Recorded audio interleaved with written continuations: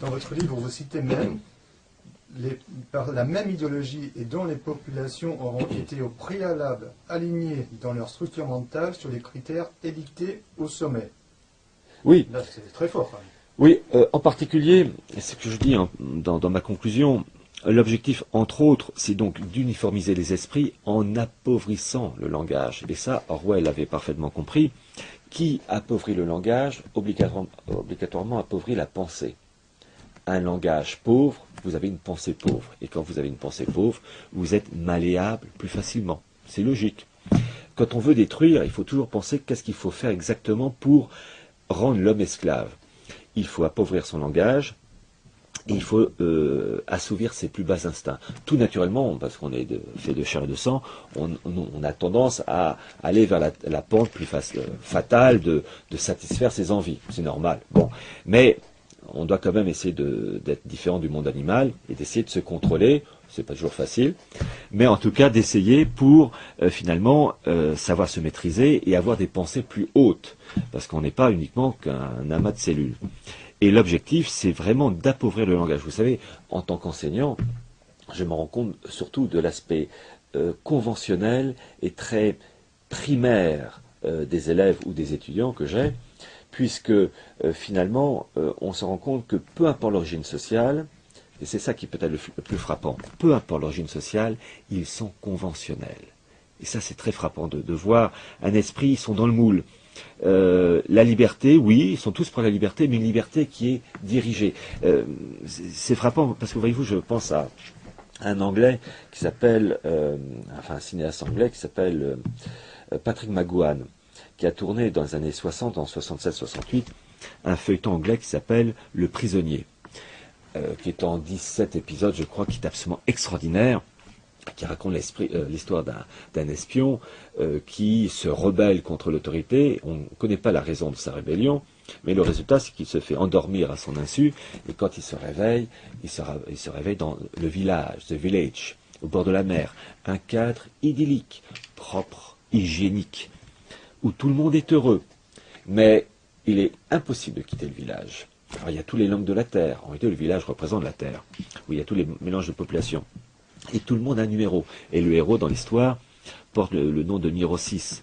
Et son objectif, c'est de fuir ce monde trop parfait, mais qui est inhumain. Parce qu'en réalité, sous cette apparente liberté, il y a un ordre. Tout le monde doit suivre la même direction. Tout est organisé. En gros, c'est une prison dorée.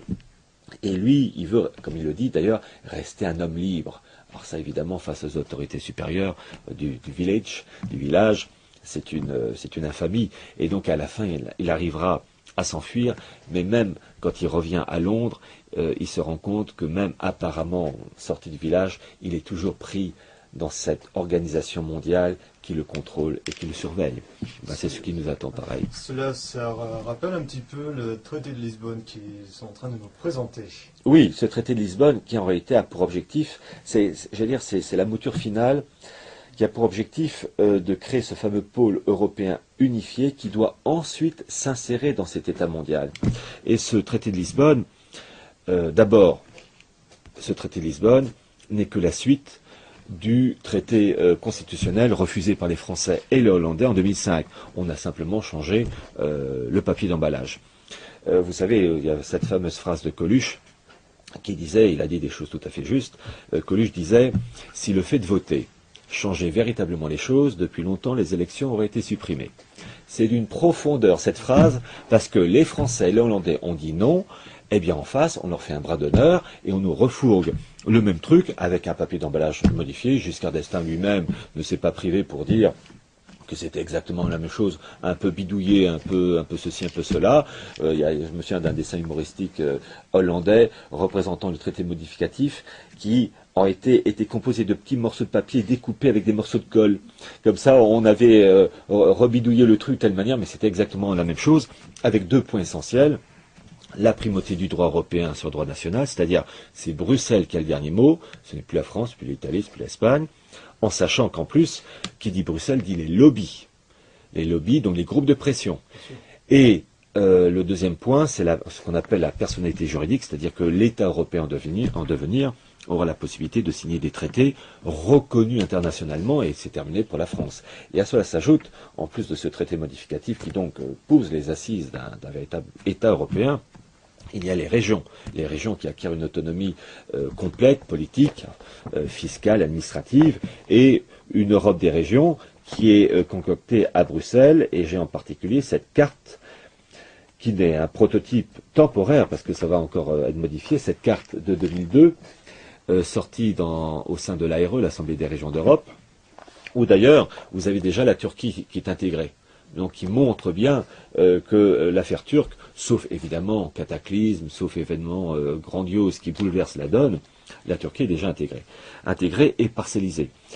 Et je remarque quand même que la Russie aussi en fait partie, oui. Et ce qui explique d'ailleurs les problèmes qu'il peut y avoir au sein de la Fédération de Russie, et certainement fomentés de l'extérieur. Oui, par exemple, vous avez la Russie et les fameux États, la CEI, la communauté des États indépendants.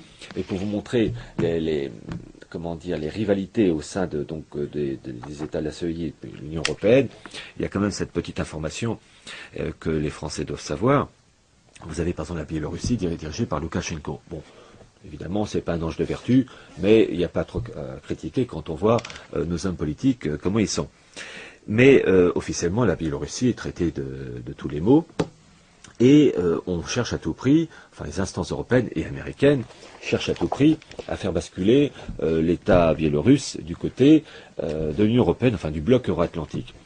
Et cette anecdote, vous avez l'OCDE, donc cet organisme qui a pour but d'établir les droits de l'homme, etc., la démocratie, qui était présent en Biélorussie et dirigé par un représentant allemand qui s'appelait Hans Jörgvik, qui était donc le patron de l'OCDE en Biélorussie.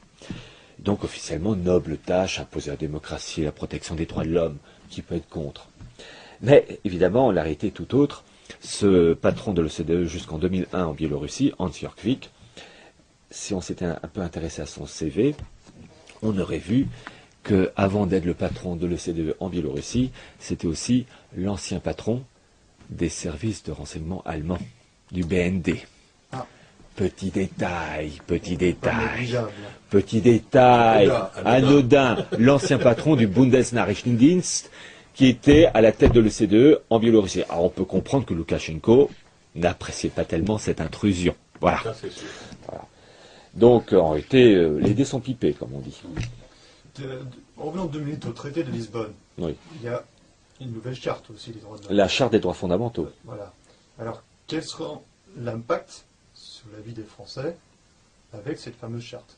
Alors, cette charte des droits fondamentaux donne des droits aux groupes ethniques en particulier, qui vont pouvoir réclamer une reconnaissance de leurs droits culturels, leur identité, au détriment des États, nations comme la France, etc.